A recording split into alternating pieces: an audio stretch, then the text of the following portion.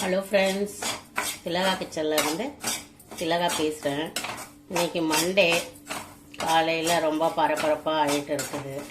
Sunday leave விட்டாலே Sunday ஏகப்பட்ட டென்ஷனாக இருக்கும்.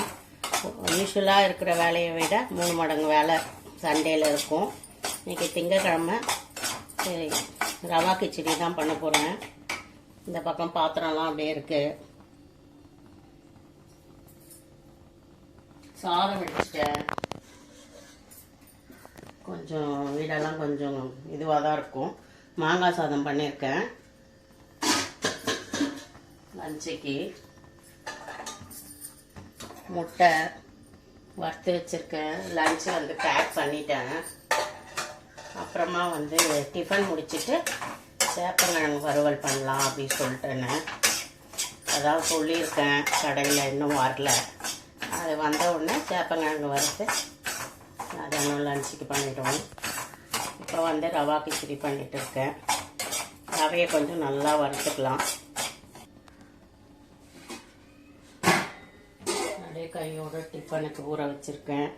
இட்லிக்கு இந்த பக்கம் கொஞ்சம் ஆப்பத்துக்கு ஊற வைக்கலான்னு அரிசி வச்சுருக்கேன். மண்டே ஆனாலே கொஞ்சம் பரபரப்பாக இருக்கும். அப்புறமா உளுந்து ஊற வச்சுக்கலாம்.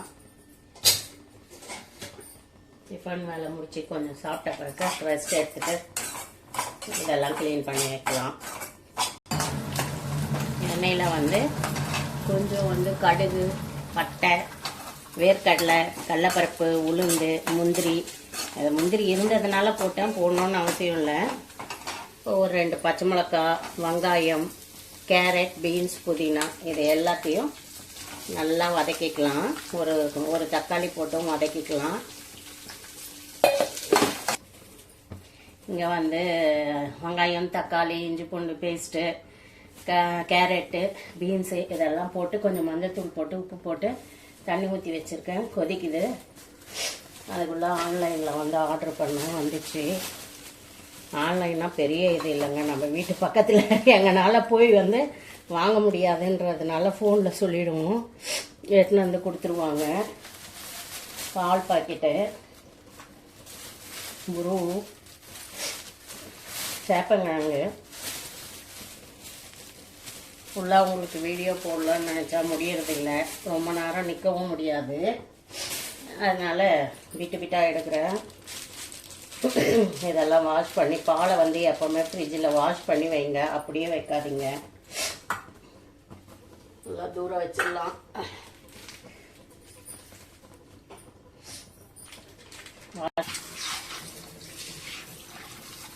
ஃப்ரிட்ஜில் வைக்கும்போது நம்ம அதை கொஞ்சம் சுத்தமாக வச்சோம்னா நம்மளுக்கு உடம்புக்கு நல்லது. வாஷ் பண்ணியே வச்சிடணும். இப்போ கொட்டி மிக்ஸ் பண்ணிக்கலாம்.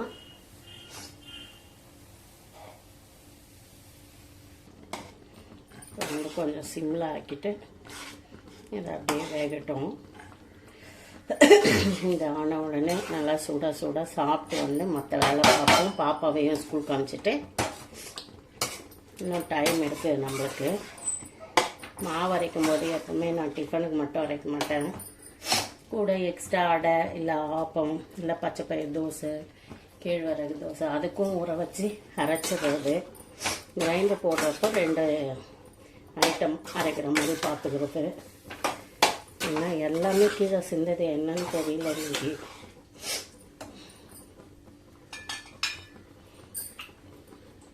இந்த கிச்சடி கொஞ்சம் அடி பிடிச்சி அந்த அடியை சுரண்டி சாப்பிட்ற டேஸ்ட் நல்லாயிருக்கும். ஆகட்டும். ரவா கிச்சடி ரெடி ஆகிடுச்சி.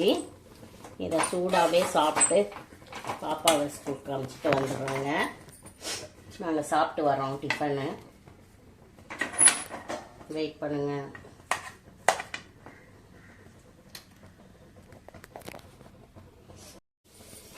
சேப்பக்கிழங்கு வறுத்தாச்சு.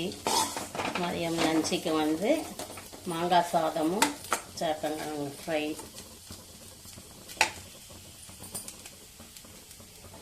கொஞ்சம் அப்படியே காலையில் வச்ச கிச்சடி. அம்மா ஆப்பத்துக்கு ஊற வச்சுருக்கேன். வந்து இட்லி தோசைக்கு வீடெல்லாம் கொஞ்சம் அலங்குளமாக இருக்குது. இதெல்லாம் ஓரம் கட்டிட்டு பாத்திரம்லாம் தேய்ச்சிட்டு மாவு அரைச்சிட்டா கொஞ்சம் வேலைலாம் முடிஞ்ச மாதிரி இருக்கும். எல்லாம் க்ளீன் பண்ணி பாத்திரம்லாம் வாஷ் பண்ணி வச்சிடலாம்.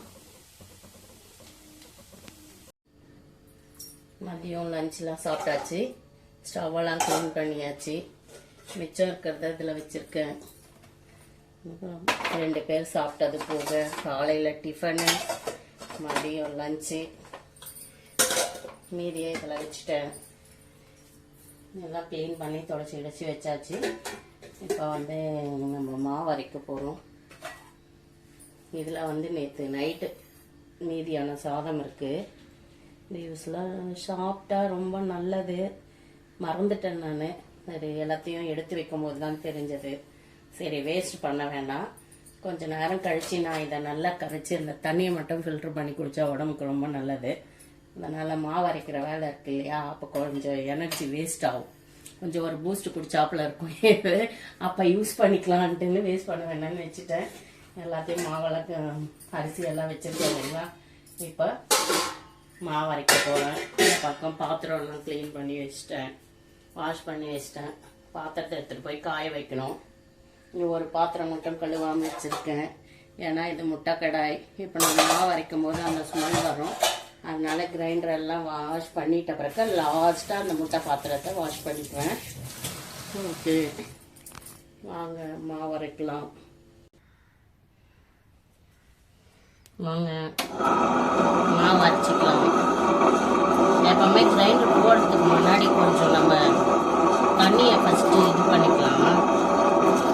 ரொம்ப ட்ரையாக இருக்கும்போது போட்டோம்னா கல்லுலேயும் இந்த அண்டாலையும் அப்படியே வந்து கொஞ்சம் குறைன்னு நின்றுடும். ஃபஸ்ட்டு கொஞ்சம் தண்ணியை ஊற்றிட்டு ஒரு ஓட்டிட்டு அதுக்கப்புறமா நம்ம என்ன போட்டு அரைக்கிறோமோ அதை அரைச்சிக்கலாம். இது இட்லி மாவுக்கு உளுந்து அரைச்சிட்டதுக்கப்புறம் பார்க்கலாம்.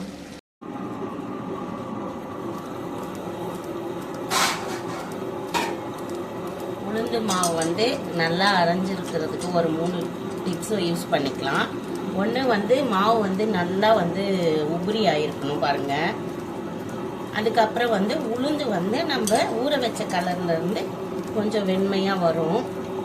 அதை வச்சும் மாவு வந்து நல்லா அரைஞ்சிருக்கு அப்படின்னு சொல்லிட்டுன்னு.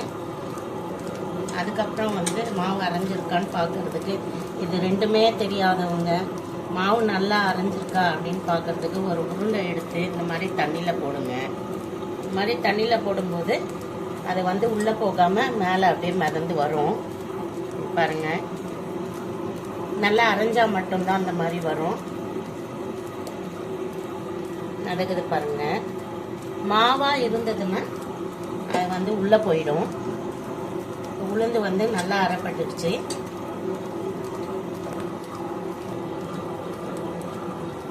மாவு ஆயிடுச்சுலாம்.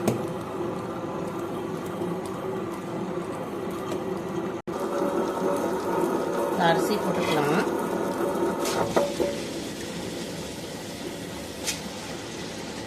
அரிசி மாவு அரைஞ்ச உடனே அரைச்சி பார்க்கலாம். மாவு அரைச்சி முடிச்சாச்சுங்க. வாங்க மாவு அரைச்சி கிரைண்டரு கழுவுன தண்ணியும் வேஸ்ட் பண்ணாமல் வச்சுருக்கேன். கிரைண்டர் வாஷ் பண்ணோம். இது பாருங்க, மாவெல்லாம் அரைச்சி பாக பிரிவினை பண்ணி இதெல்லாம் வெடிச்சாச்சு. இது 3 இட்லி தோசைக்கு உண்டான மாவு. இது வந்து ஆப்பம் செய்யறதுக்கு உண்டான மாவு. இந்த வேலை இதோட முடிஞ்சிச்சுன்னு நினைக்காதீங்க. நிறைய பேர் இந்த வீடியோ எதுக்கு போடுறேன்னா, ஹவுஸ் ஒய்ஃப்னா சும்மா தானே வீட்டில் இருக்கீங்க அப்படின்னு.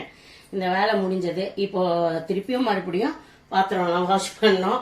இதுக்கப்புறம் டீ போட்டு டீ பாத்திரம், லஞ்ச் பாக்ஸு எல்லாம் வாஷ் பண்ணிட்டு நைட்டு டிஃபன் செய்யணும்.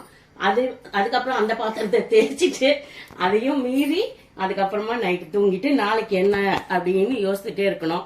சரிம்மா, இது இந்த ஒரு நாள் தானே, வாரத்தில் ஒரு நாள் தானே மாவு அரைக்க போறீங்க அப்படின்னு கூட நிறைய பேர் உடனே எதிர்கேள்வி வைப்பீங்க. ஆனால் ஒரே நாள் மாவு அரைச்சோன்னா அதோட வேலை முடியாது. ஒரு நாள் அயன் பண்ணணும், ஒரு நாள் துணி துவைக்கணும், ஒரு நாள் பூஜை சாமான் தேய்க்கணும். அந்த மாதிரி ஏதாச்சும் ஒரு வேலை வந்து ஹவுஸ் ஒய்ஃபுக்கு இருந்துட்டே இருக்கும். அதனால வீட்டுல இருக்கிற பெண்கள் சும்மா தானே இருக்காங்க அப்படின்னு சொல்றவங்களாம் வாய் மேல கொஞ்சம் கைய வச்சுட்டு நீங்க பாராட்டலைன்னா கூட பரவாயில்ல, செஞ்சு போடுறத சாப்பிட்டு ஒரு தேங்க்ஸ் சொல்ல கத்துக்கோங்க. இந்த வீடியோ இதோட நைட் டிஃபன்லாம் காமிச்சேன்னா உங்களுக்கு போர் அடிச்சு சலிப்பு வந்துடும். இந்த வீடியோ இதோட முடிச்சுக்கிறேன். ஓகே, பாய்.